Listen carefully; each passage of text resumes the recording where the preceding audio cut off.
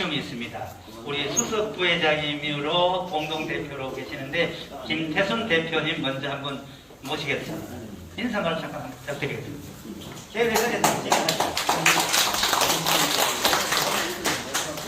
안녕하세요. 김태순입니다. 작년에 뵙고 재작년에 뵙고 올해 또 뵙는 사람도 있네요. 우리가 이 운동을 왜 하느냐, 우선 그 목적을 알으셔야 되는데, 사실 이 통일민주연대가 설립된 지가 지금 27년 95년 1월 17일 날 이 57명이 모여서 우리 통일이 될 때까지 통일운동을 해오자 해가지고 해동해가지고 그때 당시 박광원 선생님이 상임대표를 맡아가지고 쭉 오다가 그 양반이 자꾸 오셨어요. 그래서 이강인 선생님이 상임대표를 또 맡으셔가지고 양반이 모두 지금 15년째 하고 있는데, 이 난데없는 이 정말 전염병이 이렇게 와가지고 뭐 우리나라만 온 게 아니고 세계가 다 그러니까 뭐 어쩔 도리는 없습니다만은, 그것이 와가지고서도 우리 통일민주협의회 회원님들은 아무 사고 없이 참 잘 지켜와서 정말 반갑고 고맙습니다. 앞으로 우리가 3일 동안 2박 3일 동안 우리가 첫 시간이면 끝 시간까지 아무 사고 없이 잘 교육을 마치고 또 이 감상을 잘 하시고서 집에 돌아가실 것을 부탁드리면서 제 인사를 가름하겠습니다. 감사합니다. 통일민주협에 좀 전에 말씀을 드렸듯이 이런 정부 사업에 자부담으로 집행을 할 수 있어야 지원이 가능하죠. 그런 데서 오늘 경품이라든지 모든 걸 준비하는데 나름대로 객출이 필요했습니다. 그래서 통일민주협의 공동대표님들이 거금 200만 원 정도를 자부담으로 해야 이런 추진이 되는데 이런 걸 부담해 주셨어요. 통일민주협의 대표님들 한번 일어서, 김재용, 이민우 대표님 또 있잖아요. 김태수 대표님, 박의원 대표님, 또 대표님 일어서 보세요. 저 한승환 대표님, 박준혁 교수님. 자, 이러한 분들이 정말 고맙습니다. 오늘 이런 날이 있도록 해줬으니까 박수 한번 부탁드리겠습니다. 고맙습니다. 토론 시간을 많이 드리기 위해서 대표분들만 좀 부득이 인사를 좀 하도록 하겠습니다. 우리 발제 내지는 토론자 이런 분들은 좀 이제 이 단상에서 하도록 하고, 우리 주제 발표하실 분들도 다 그렇게 하도록 하고요. 좀 크게 봐서 인천에 6.15 인천본부 회장님으로 오셨습니다. 이성재 대표님 오셨습니다. 고맙습니다. 정신없으신데 오늘 갑자기 오신다 그래서 이렇게 바쁜 분이 와셔도 되나? 라고 할 정도로 해서 흔쾌히 모셨습니다. 고맙습니다. 그리고 민족문제연구소에 오늘 발표하실 분이시면 인천 지부장님이십니다. 김은재. 네? 잠깐 인사. 그러시죠. 예. 박수 한번 부탁드리겠습니다. 예, 발제할 때는 마이크 드리도록 하겠습니다. 민족문제연구소 중앙운영위원장 이민우 대표님이 중앙운영위원장. 항일 독립운동 생각하면 민족문제연구소 생각하면 되죠. 아주 큰 거물이세요. 중앙본부의 운영위원장이 대단하시죠. 또 이인숙 선생님을 통해 가지고 여러분들이 오셨는데요. 그 이인숙 선생님을 통해서 여러분 오신 거 다 한번 일어서 보세요. 김중호 그건 아니고요. 자, 여기 상당수 나중에 오는 분 7분이 있어요. 그분들을 비롯해서 여기 정말 이제 봉사활동도 열심히 하고 바른선거 운동도 하고 하는 일이 엄청 많은 분들인데요. 모두 박수 한번 부탁드리겠습니다. 그러면 기왕이면 민족문제연구소에 우리 김재용 변호사님을 통해서 영명인 선생님하고 출신들 다 일어서 보세요. 밤새 얘기하겠다 그러던데, 이거 서로 주고받는 분들 다 일어서 보세요. 주고받는 보세요. 몇 분 있는데요. 여기 이제 사진 찍는 분도 있어요. 백종원 선생님, 이런 분들이 정말 생명을 걸고 그 DMZ 안에 들어가가지고 다수 지켜낸 결과 오늘의 우리가 이런 행사를 할 수 있었으니 저런 분들의 정말 고마운 정신을 새기면 정말 좋겠다. 이런 생각을 하고요. 그러면 시간이 너무 흘렀기 때문에 이 포럼으로 마이크를 바로 드려야 되니까 모든 의식은 생략하고 72주년 6.25도 생각하고 국가 안보도 생각하면서 묵념으로 시작하도록 하겠습니다. 다 같이 딱 빨리 일어서주십시오.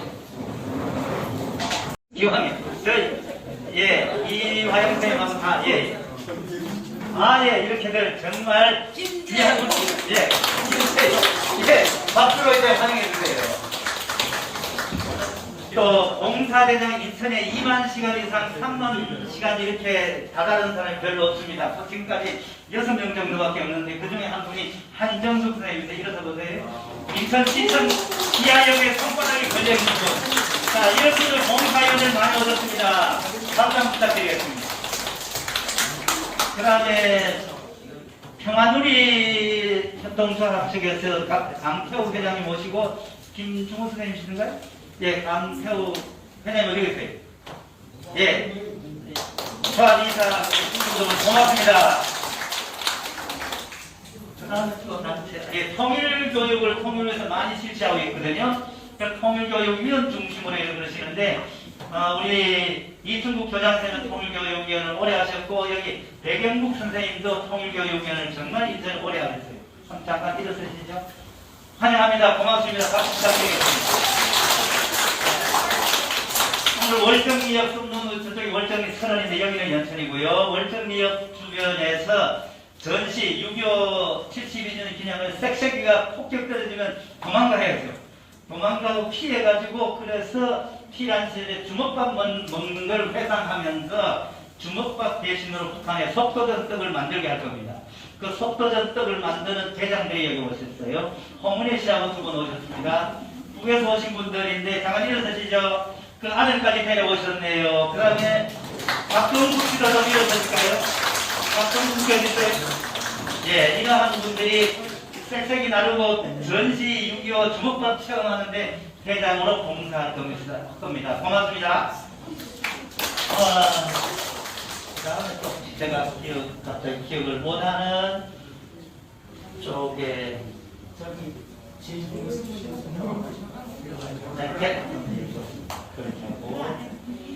혹시 어느 단체를 여기 임광철 현대화대 소장님 우리 통일민주 홍보위원장인데 이분 중심으로 다수가 오셨어요. 임광철 소장님 중에 오신 분들 한번 일어서 보세요. 예, 이게 상당히 오셨습니다. 고맙습니다. 박수 부탁드리겠습니다. 뭐니 해도 오늘은 안보 문제, 통일 문제를 생각하는 자리인데 가만히 보니까 사톡방을 열어보니까 철호는 두 번 다시 쳐다도 안 보고 오줌도 안 보겠다. 그러기도 하고 하나도 수수같이 생명을 걸고 사실 그 민통선 넘어 북방 휴전선 사이에 한 2km 공간에 아무도 못 가잖아요. 그 자리에 수세 가던 분들이 있어요. 중부전선, 서부전선에 반갑습니다. 저희들이 순서는 요 이제 공부하는 모임은 요 1부, 2부 있고요. 그 다음에는 계속 자유로운 시간이고 또 내일 이제 검토하는 시간인데 여기 조금 저기 하겠습니다만 1부하고 2부 포럼 시간입니다. 오늘 같이 집중을 해주시면 고맙겠습니다. 앉아주시죠.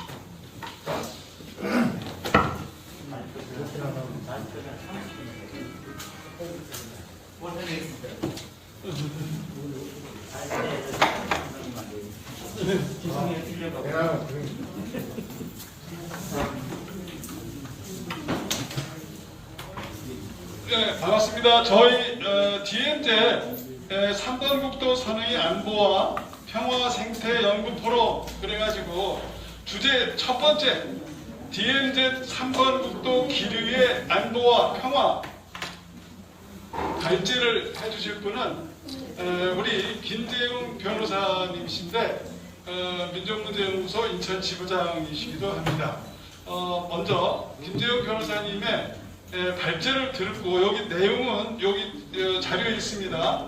발제를 보고 그 다음에 2부에 두 번째로는 토론자로 우리 박준엽 교수님이 이따 해주시겠습니다. 먼저 발제를 김재용 변호사님께서 해주시겠습니다. 박수로 환영해 주시기 바랍니다. 예, 반갑습니다. 이제 마이크 벗고, 이제 마스크 벗고 해도 되겠죠? 예.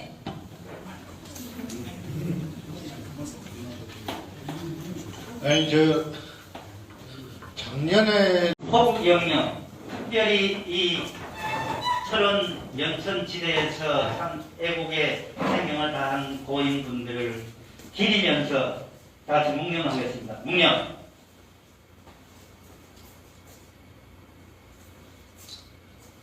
바로 자리에 앉아주십시오.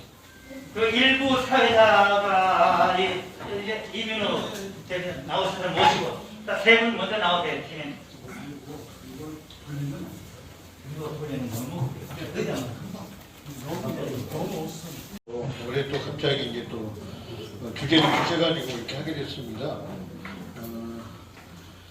오늘 의미 있는 날 같아요. 오늘 6.25 날이고 또 여기가 또 DMZ 바로 전이기 때문에 아직도 분단의 현장에서 우리가 1박을 하게 되는 그런 계기에서 제가 오늘 주제는 DMZ 선반국도입니다. 그래서 이제 결국에는 이제 선반국도에 대한 얘기를 하고 이제 우리가 여기에서 안보와 평화 통일에 대해서 한번 생각해 보는 그런 시간을 갖도록 해보겠습니다. 제가 30분 정도 시간을 줬기 때문에 이 내용은 그렇게 복잡하지는 않습니다. 다만 요약해서 간단하게 좀 말씀드리고 또 서로 질문이 있거나 하면 좀 얘기하겠습니다.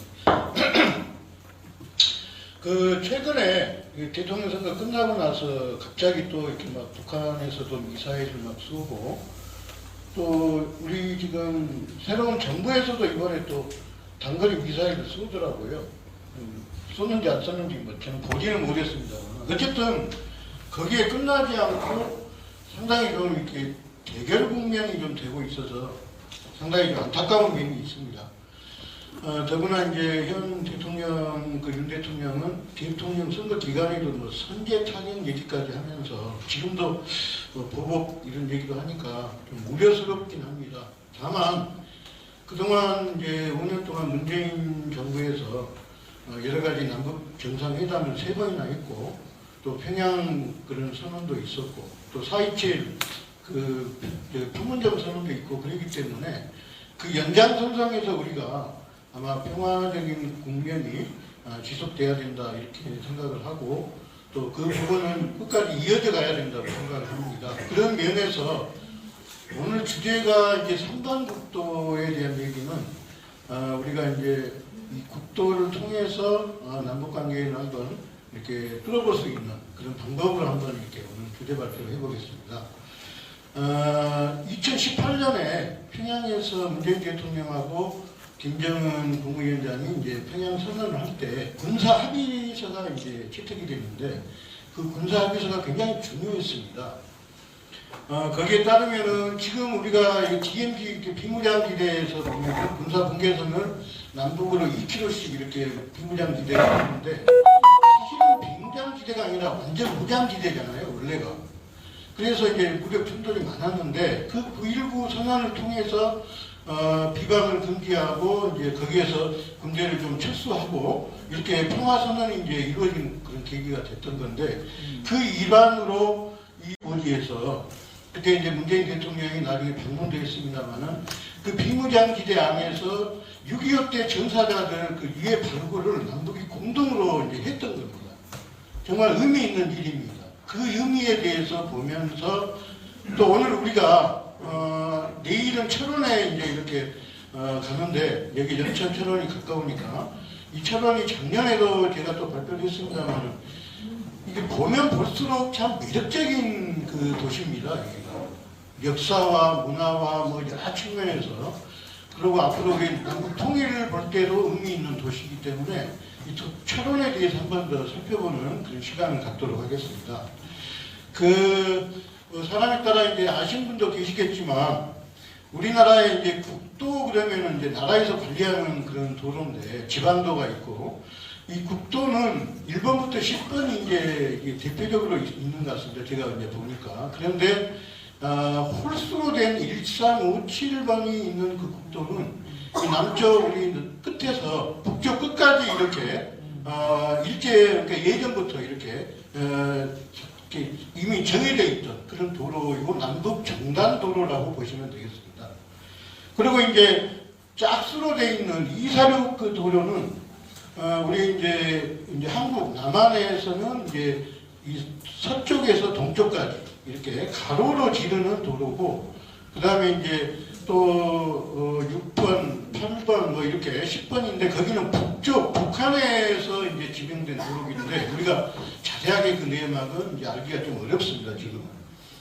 그래서 이제 정단도로 중에서 홀수는 남북축이라고 그러고 이제 그 짝수번호는 이제 동서행축이라고 하는데 그 자료 9페이지에 한번 보시면은 좀 자세히 제가 이제 적어놨는데 한번 보겠습니다. 여러분 제가 이 그 지도를 좀 좋은 걸 좀 눈에 잘 보이는 걸 이렇게 복사해봐야 되는데 조금 서둘러서 하다 보니까 여기 우리나라 지도 완전한 이제 그 지도로 이제 돼 있습니다. 여기에 제가 표시를 좀 했습니다. 이거 보시면서 한번 따라서 보시면 의미가 있을 것 같아요.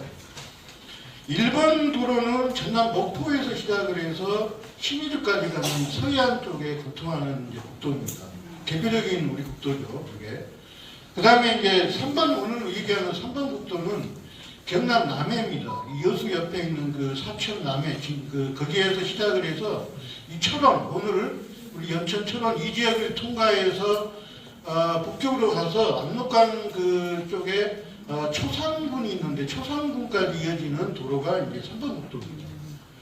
다만 지금 여기서 끊겨 있죠. 천원까지가 이렇게. 그 다음에 5번 도로는 국도는 그 아까 말한 그 남해 옆에 이제 통영 있잖아요. 진해 그쪽에 거제 쪽에서 출발해서 마찬가지 천원을 통해 가지고 쭉 백두산 그 평북에 그 자성군이 있는데 거기 지금은 이제 거기가 아마 이제 뭐 다른 그 자강도로 아마 들어간 것 같아요. 자강도인데 거기까지 이어지는데 여기도 마찬가지 지금 끊겨 있습니다.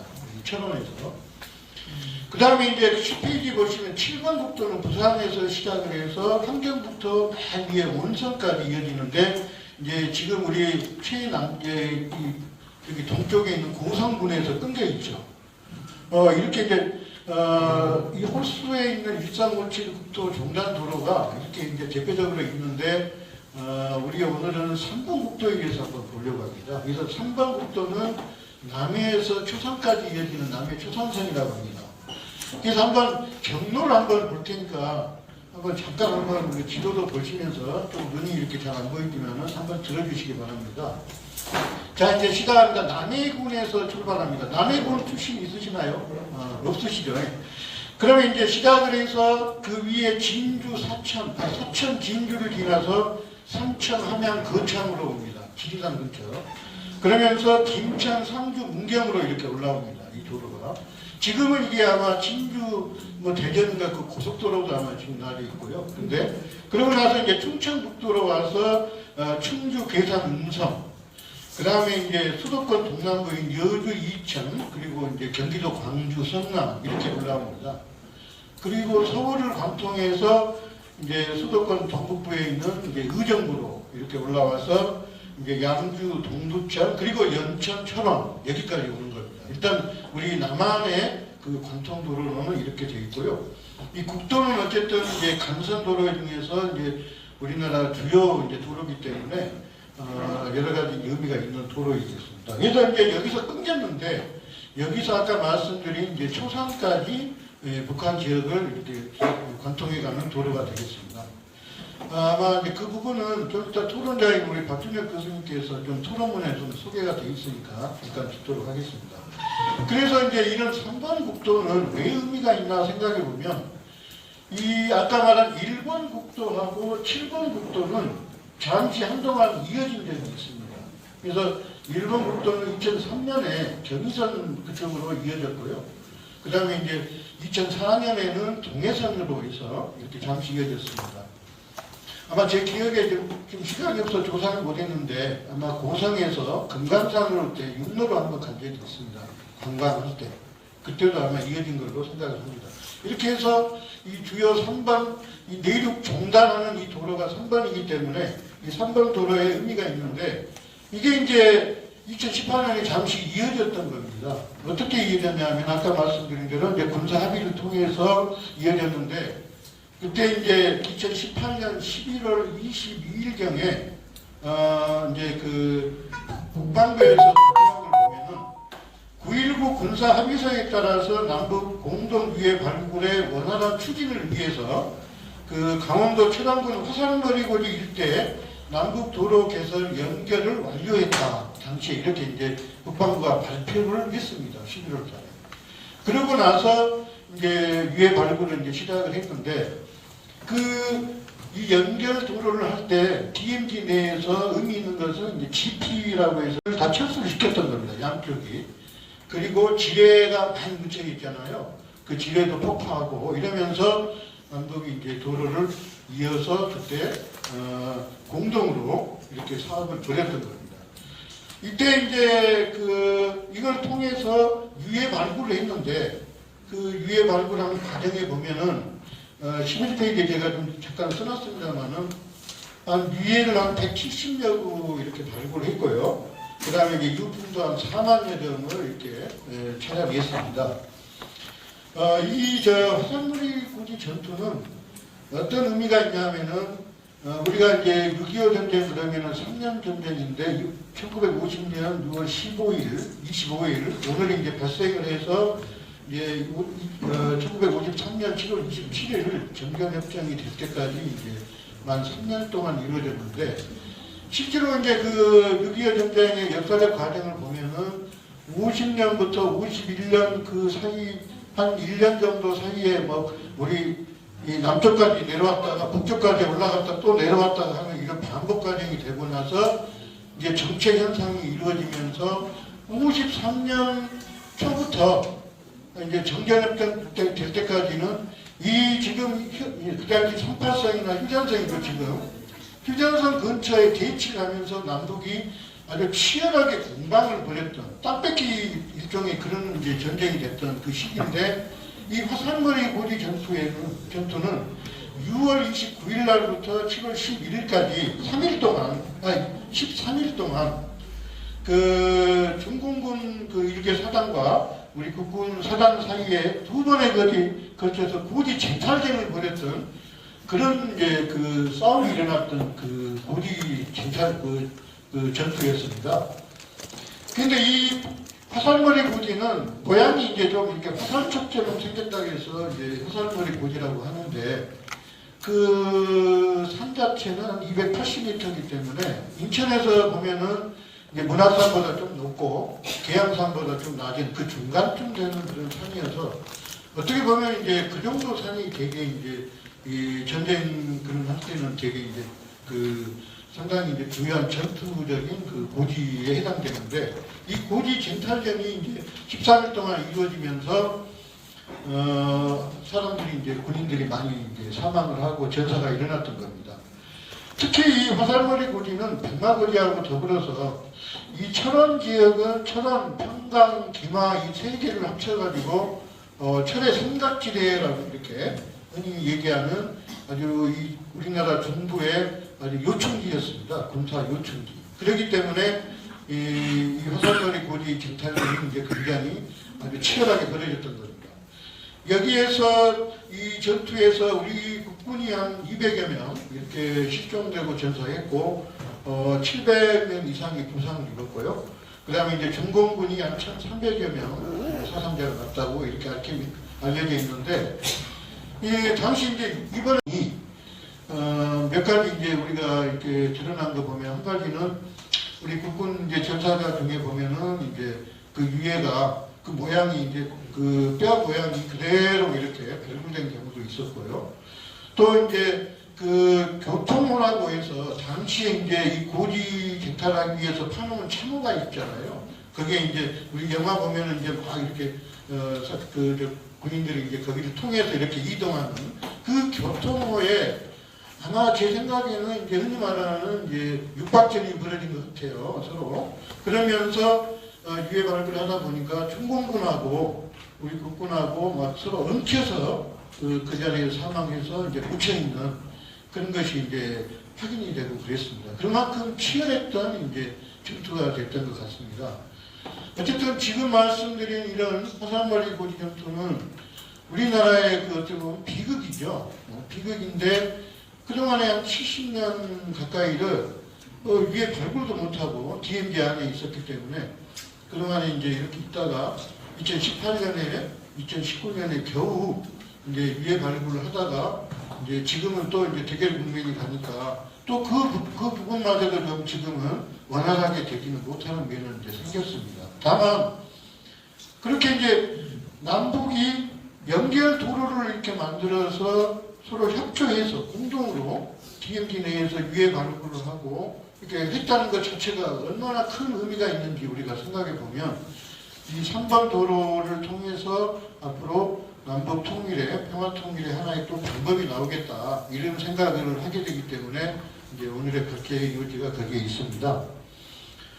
3번 도로는 이제 정확하게는 제가 표시는 못했습니다만은 아마 여기 이제 철원에서 이 근처에 보면 여기 연천에서 철원 이 사이에 이제 관통하는 도로이고 대마 사거리라고 표시를 하더라고요. 길이상은. 그런데 이제 이 대마 사거리 3번 국도 근처에 철원역이 있습니다. 혹시 철원역에 가보신 분 계시나요? 철원역은 1912년에 이제 그 개통을 해서 1950년 6.25 전쟁 발발하면서 이제 폭파되고 뭐 이렇게 부서지고 해가지고 이제 폐쇄된 그 역이고 지금은 그냥 역만 이렇게 있습니다. 근데 이 철원역이 무슨 얘기를 하려고 하냐면 이 철원역을 중심으로 한 철원이 예전에 그 일제때로 얘기하면 굉장히 큰 역이었다는 거죠. 그 역사의 그 면적이 국내 면적이 5만 평 정도 됐다고 하고요. 그 다음에 이제 직원이 당시 철원 직원이 80명이 배치가 돼서 근무를 했답니다. 그러면서 이제 당시 철원역의 규모가 서울에 있는 그 경원선 시발점인 용산역하고 거의 규모가 같았다. 또 경원선의 마지막인 원산역하고도 버금갔다. 이렇게 얘기를 할 정도로 규모가 컸다고 합니다. 그래서 이제 왜 이렇게 철원역이 규모가 크고 이랬나 이렇게 살펴보니까 일제 때 1924년에 이 철원역에서 김하역을 통해서 금강산 내금강까지 가는 이 철도가 이제 개설이 시작이 됐습니다. 그래서 일제 때도 이제 금강산이 굉장히 유명하기 때문에 금강산을 가기 위해서 용산에서 기차를 타고 원산 가는 기차를 타고 오다가 철원에서 이제 갈아타고 금강산을 기차를 타고 갔던 거죠. 뭐 이렇게 이제 분기점이 되는 역이기도 했고, 1936년쯤 이제 개통되고 나서는 이 철원역이 16만 15만은 예전부터 이렇게 알려졌습니다. 호랑이. 동쪽에 가면은 뭐가 있죠? 우리나라 유명한 산? 금강산이 있잖아요. 서쪽에 가면은 그 당시에 뭐라고 했냐면은 부월산을 이제 들었습니다. 남쪽에 가면은 무슨 산이 유명할까요? 지리산을 듭니다. 그 다음에 북쪽에 가면은 묘양산이 있다. 이렇게 해서 제가 여기다 써놨듯이 동금강, 남지리, 서구월, 묘양이라고 불릴 정도로 우리나라의 4대 명산 중에 하나로 알려져 있고요. 아마 북한에서도 제가 알기로 굉장한 명승지입니다. 묘양산 높이가 우리 지리산, 한라산 높이 정도 됩니다. 그러면 이해가 되실 거잖아요. 그렇죠? 1900m 정도 되니까. 그래서 이 묘양산의 그 관광은 아마 북한에서도 아주 유명한 그 관광지로 유명하고 또 보현사라는 절도 아주 유명한 절이 또 있습니다. 거기에. 그래서 이제 묘양산만 제가 얘기 좀 드렸습니다만은 그 묘양산을 타고 초산으로 가면 유명한 강이 나오는데 무슨 강이 나오죠? 왜 압록강이 나옵니다. 또 거기서 더 가면 우측으로 넘어가면 무슨 산이 나오죠? 여러분이 이제 가고 싶어하는 백두산이 나옵니다. 이렇게 해서 이 3번 국도를 타고 굳이 이제 백두산을 중국을 통해서 가지 않고 우리가 이 승용차로 갈 수 있는 그런 날이 오기를 기대하게 되겠습니다. 그때 혹시 3번 국도 타고 백두산이나 초산이나 위암산에 가시고 싶은 분 손 한번 들어보세요. 전부 사진 찍어놔야 돼요.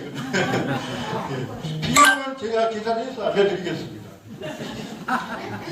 그 다음에 이제 어쨌든 이렇게 이제 우리가 3번 도로를 보면은 이런 의미가 있다고 보기 때문에 천원에 대해서 잠깐 얘기를 한번 해보고 넘어가겠습니다. 천원은 제가 작년에 이제 발표한 내용을 여기다가 다시 한번 좀 넣었는데 제 요지는 이 천원이 남북 통일이 된다면 뭐 제가 제안하는 거지 뭐 이것은 결정적인 건 아닙니다.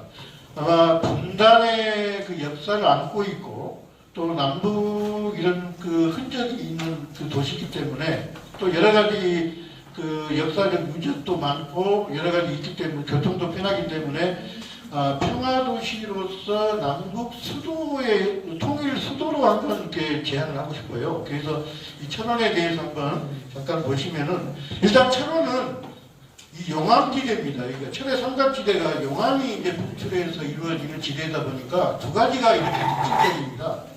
한 가지는 이상하게 또 용암이면 제가 풍야가 생겨가지고 큰 곡창지대가 됐어요. 그러면 곡창지대니까 물산이 풍부하잖아요. 또 그러니까 사람들이 많이 살았죠. 예전부터. 두 번째는 이 용암지대에는 지하수가 이렇게 발전해서 물이 생각보다는 풍부한 게 있습니다. 그래서 저수지도 큰 게 있고요. 또 근처에 한탄강, 임진강이 흐르고 있습니다. 뭐 여러 가지 이제 제가 있지만은 좀 시간상 생략을 하겠습니다. 이 부분은. 그 다음에 아까 말씀드린 그런 교통의 요지로서 경원선이 지금 관통을 하고 있고 가지 못하지만 그리고 이제 또 말씀드린 이런 국도가 두 개가 3번선, 5번 국도가 이 천원을 지나가고 있습니다. 그 다음에 이제 또 천원이 여러분 아마 DMZ 비무장지대는 우리가 통일이 되면은 정말 여기 안에 그 자연 그 동물들의 서식지가 돼 있고 또 철새들의 도래지가 돼 있잖아요. 그렇죠? 그러다 보니까 환경이 굉장히 또 특이한 지역이 돼 있는데 이 천원은 두루미나 이런 그 동계 그 철새 서식지가 돼서 두루미, 백로, 외가래와 같은 이런 철새들이 굉장히 많이 날아오고 있고요. 제가 예전에 그 한번 여기 천원에 올 때는 겨울에 왔던 것 같아요. 기억이 한번. 그때 오니까 아마 그때 철새들이 그 지금 오늘 내일 가려고 하는 그 천원 DMZ 안에서 민통선 안에 많이 있는 걸 제가 봤습니다. 그래서 이 두루미나 이런 철새 도래지로도 굉장히 유명한 지역이라는 말씀을 드리겠고요. 천원은 강원도에서 가장 쌀이 많이 나오는 그 지역입니다. 아까도 그런 말씀을 드린 바가 있듯이 또 금강산으로 가는 철도가 있으니 얼마나 좋겠습니까? 그 천원에는 여러분 그 옛날 드라마에 나오는 이 애꾸는 김영철 그 배우가 그 드라마 때 중요가 예전에 그 삼국시대 후에 후삼국시대에 후고구려를 세웠다가 이제 태봉으로 이름을 바꾸고 이 천원을 수도로 해서 태봉국을 세웠던 그 태봉국의 수도가 천원입니다. 그런데 이 당시에 이 천원성이라고 불리는 이 궁예 도성이 현재 어디에 있냐면은 이 군사분계선 바로 안에 있습니다. 그 도성이 아까 이제 좀 넘어왔습니다만은 아마 외성이 한 13km 정도 된다고 알려져 있고요. 그 성 안에 내성이 7.7km라고 합니다. 한 20리 되는 거죠. 굉장히 넓게 큰 도성이었다고 알려져 있습니다. 그래서 이 태봉국의 수도인 이 천원은 어쨌든 그만큼의 우리 한반도의 중심 지역이고 또 여러 가지 그런 이점들이 있기 때문에 아마 제가 얘기하는 평화도시로서 연방제 통일국가 수도로서 한번 제안을 해보고 싶을 만한 도시라는 말씀을 드리겠습니다. 이 천원에 또 한 가지 좀 알려드려야 되는 면은 유명한 그 소설가 작가가 있습니다. 우리나라를 보면은 아마 굉장히 이제 이때 유명한 작가인데 여러분 혹시 정지용이라는 시인 들어보셨나요? 네. 그러면은 그 정도로 많이 알고 계시잖아요. 향수라는 노래 들어보셨나요? 네. 예, 그 향수 처음에 어떻게 시작하죠? 그렇죠. 이거 보면은 뭐 나오고 요즘에 금방 하잖아요. 유명한 참 좋은 그 시곡 노래잖아요. 근데 이 정기용이 일제 때 이 시 그러면 정기용 했는데 소설, 특히 단편 소설 그러면은 이태준 이 정도로 알려지는 그 작가가 이 천원 출신입니다. 그래서 이 이태준 작가가 우리는 이제 학교 다닐 때 안 배웠어요. 나이 좀 드신 분들은. 왜 그랬을까요? 월북 작가라는 것 때문에 그때 정기용도 그때 우리가 몰랐었죠. 근데 어쨌든 이 천안의 출신의 이태준 작가는 지금은 학교에서 다 수업도 하고 이렇게 이제 합니다만은 그 월북 작가라는 그런 이름 때문에 한동안 우리가 알지는 못했는데 일제 때 굉장히 유명한 그런 작가였고 해방된 뒤에 그러니까 분단이 됐었죠. 해방되고 분단된 뒤에 여러분 그 홍명이라는 작가 아십니까? 홍명이 홍명이가 그 유명한 여기도 이제 월북을 했습니다만은 그 북한에서 유명한 그 작가인데 홍명이와 같이 월북을 해서 북조선 문학예술 총동맹 부위원장을 지내고 이렇게 하다가 어쨌든 이제 6.25 이전으로 해서 이제 이름이 사라져버린 그런 좀 비운의 작가입니다. 그래서 이 이태준이라는 작가가 이 철원 출신이라고 했기 때문에 제가 잠깐 소개를 해드렸는데 꼭 기억해 주시고 또 혹시 여기 좀 젊으신 분이 계시면 아마 이제 뭐 학생들이 이렇게 공부할 때 이 수업에도 나오기 때문에 나 이 철원에 갔더니 이태준이라는 작가가 유명한 월북 작가인데 지금은 학교에서 다 배우고 한다 하더라 이렇게 이제 마지막으로 좀 도서가 없었습니다만은 우리가 이제 3번 국도를 타고 그 지도 한번 봐주시겠어요? 지도 보시면은 초산 한번 찾아보세요. 초산이 어디 있나? 다 찾으셨어요? 예, 금방 찾으셨네요. 제가 볼 때 이제 관심이 있으면은 눈에 빨리 들어옵니다. 그렇죠? 관심이 있으면은 눈에 빨리 들어오는데 이렇게 빨리 찾으신다 보니까 여러분께서 관심이 굉장히 높으신 것 같아요. 이 초산은 의미가 있는 그 부분이 이제 한 가지만 말씀드리면은 어쨌든 오늘은 이제 6.25 전쟁 나는 6.25입니다. 그래서 6월 25일 이제 1950년 전쟁이 나고 북한이 이제 한번 밀고 왔다가 우리가 낙동강까지 내려갔다가 다시 이제 어쨌든 간에 메가더가 이렇게 인천 상륙작전을 통해서 진격을 하게 되는데 10월 1일 날 메가더가 38선을 넘으라고 합니다. 여러분 굉장히 중요한 사건이었어요, 사실은. 우리는 이제 그 인천 상륙작전만 알고 있고 그 다음에 서울을 수복한 거 이 정도에 생각하고 이제 그냥 북한으로 갔다 이렇게 생각하는데 당시에 38선으로 이렇게 그어져 있는 이 상태에서 38선을 넘어서 북으로 다시 올라가자 이렇게 했던 것은 굉장히 의미가 있는 중요한 그 전쟁사에서 의미가 있는 그런 부분이었는데 어쨌든 급속하게 올라가서 10월 1일 날 38선을 이제 넘었는데 한 10월 26일쯤 뭐 한 달도 안 돼가지고 압록강 초산까지 이제 국군이 이제 갔습니다. 해상전까지 가고 이렇게 이제 급격하게 올라가서 북한이 후퇴했는데 북한이 후퇴하면서 이제 중국의 당시 모택동에 이제 구조를 요청해서 중공군이 이제 인민지원군이었죠. 그래서 중공군이 이제 100만 대군이라고 얘기하는 압록강을 넘어서 이제 들어옵니다. 이러면서 이제 어떻게 보면은 국제전이 이제 된 것은 사실이죠. 물론 이제 우리도 미군이 했지만 그래서 이제 그러면서 다시 후퇴를 합니다. 그 후퇴한 게 10월 말에서부터 해서 쭉 온 게 이제 흥남 철수작전 하시잖아요. 이런 걸 통해서 그 다음에 또 급격한 사이에 12월 말에 이제 서울까지 이제 중공군이 북한이 넘어오면서 내려오면서 일사 후퇴가 또 이루어지고 이렇게 가는 과정이 이제 있었습니다. 이렇게 이제 치열한 공방이 벌어지는 그 과정에 국군이 이제 이렇게 초산까지 갔다가 밀려오는 내려오는 과정에서 여러분 이제 이 초산 옆에 장진군이 있습니다. 장진군이 이제 중강진이라는 그 엄청 그 추운 그 지방의 바로 밑에 있는 군인데 장진호라는 또그 삼정 호수가 있죠. 거기가 개마고원인데 거기에서 아주 유명한 그 중공군과 미군 간의 이제 전투가 벌어졌습니다. 그래서 그때 당시 미군이 후퇴하면서 한 17,000여 명 정도가 이제 사상자가 나는 그런 엄청난 이제 그런 그 전투가 있었는데 그 전투가 이제 바로 이 초상 밑에서 왔다가 후퇴하면서 그 일어났던 유명한 전투가 되고 당시 유엔군으로 이제 칭하는 이제 미군이 대다수인데 3만 명이 중공군 12만 명의 포위를 뚫고 이제 내려오고 나오다가 이제 아까 말씀드린 한 17,000명 정도의 사상자, 특히 이제 실종자까지 포함하면 한 5,000명 이상이 당시에 이제 이렇게 됐고 중공군도 사망자만 해도 한 2만 명 정도 되는 정도의 어떤 그런 큰 이제 전투가 있었습니다. 그 전투를 통해서 이제 지금도 그 이후에 1996년에 미국이 북한하고 이렇게 협상을 할 때는 여러분 가끔 뉴스에 보시나요?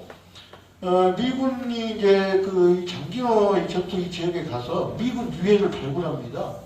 그래서 가끔 한 번씩 이렇게 발굴된 그 수만해가지고 미국에서는 이제 크게 이렇게 이제 뭐 비행기로 싣고 가서 하죠.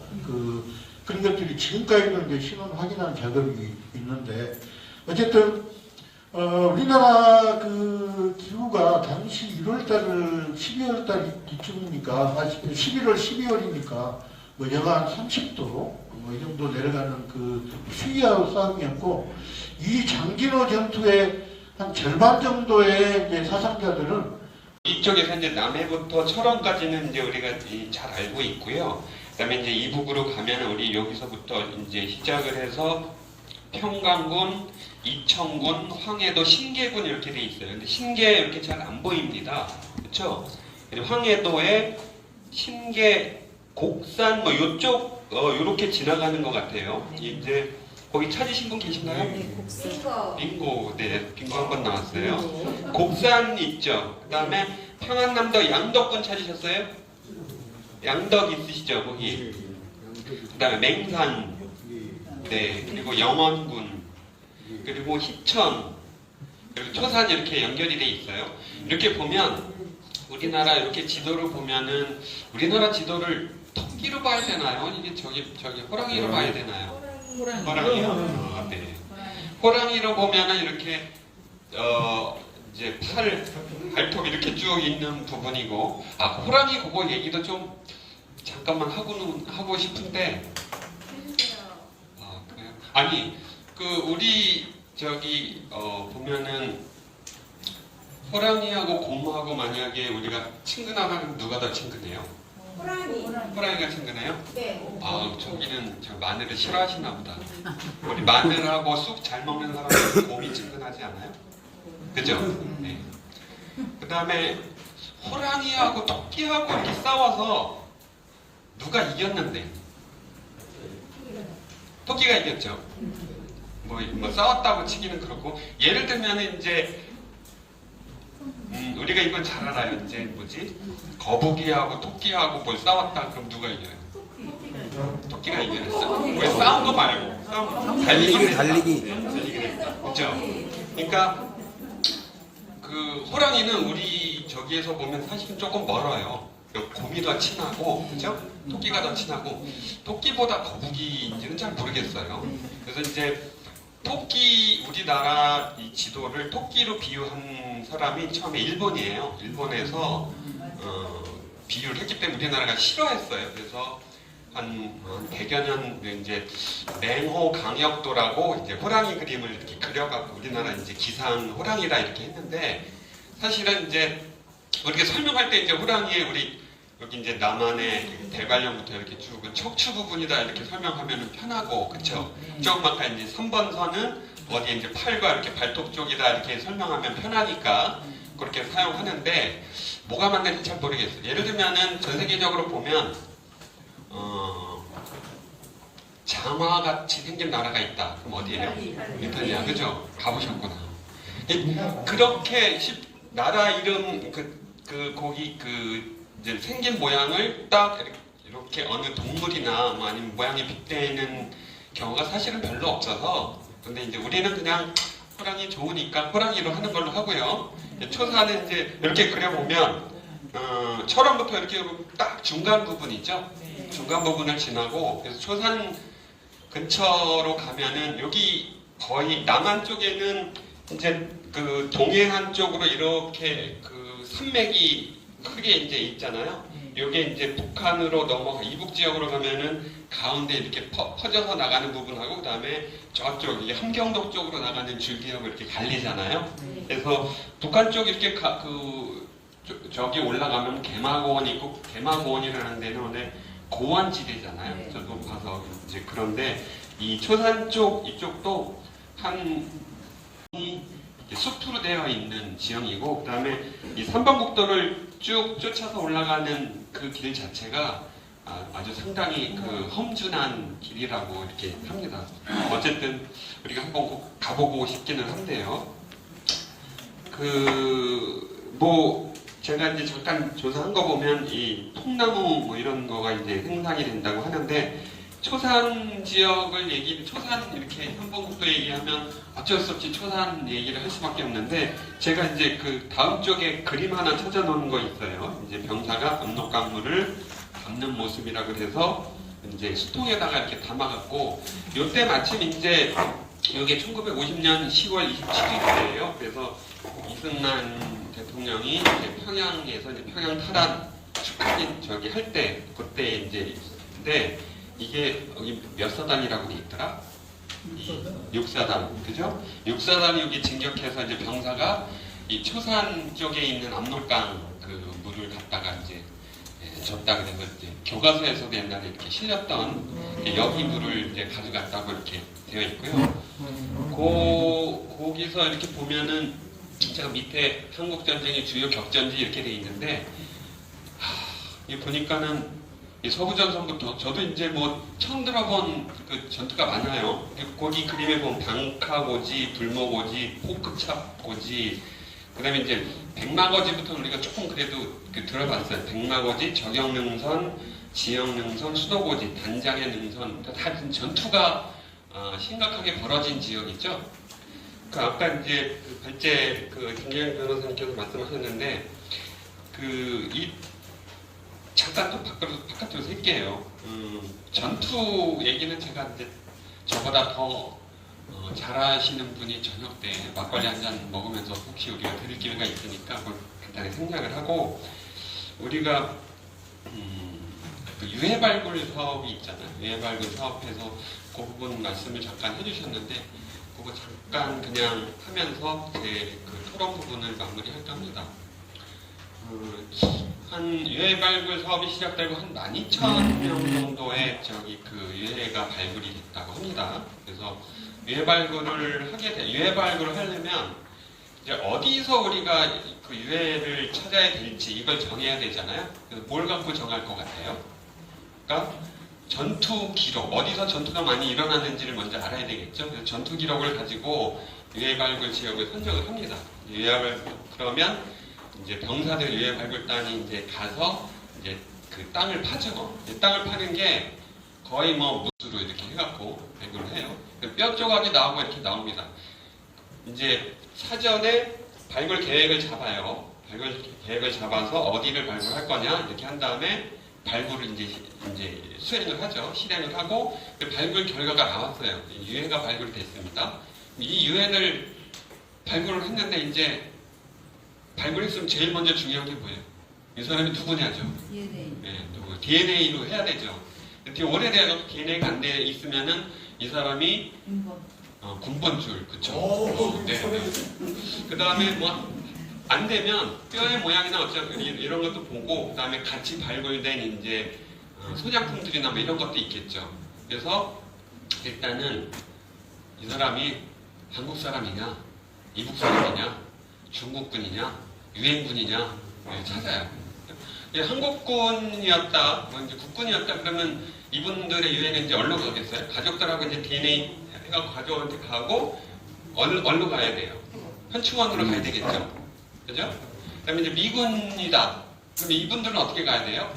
이제 미국으로 이제 가야 되겠죠. 하와이로 가고 이제 이렇게 절차를 미국은 이제 막 비행기에 관에다가 이제 미군기 쫙 해갖고 그 군인들을 대접하는 퇴역군인들부터 해서 나라를 위해서 희생된 이런 분들 대접하는 문화가 아주 상당히 잘 돼 있잖아요. 그래서 쫙 해갖고 가고 이제 비행기에서 쫙 내리고 뭐 이런 게 있고, 그다음에 이제 에티오피아, 콜롬비아, 뭐 프랑스 많이 있겠죠.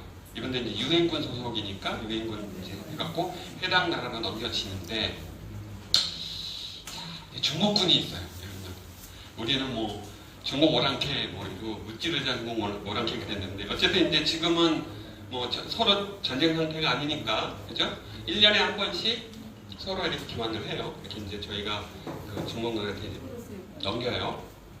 자 이제 남았어요. 뭐가 남았어요? 이북 군인들 남았어요. 이거 어떡 할까요?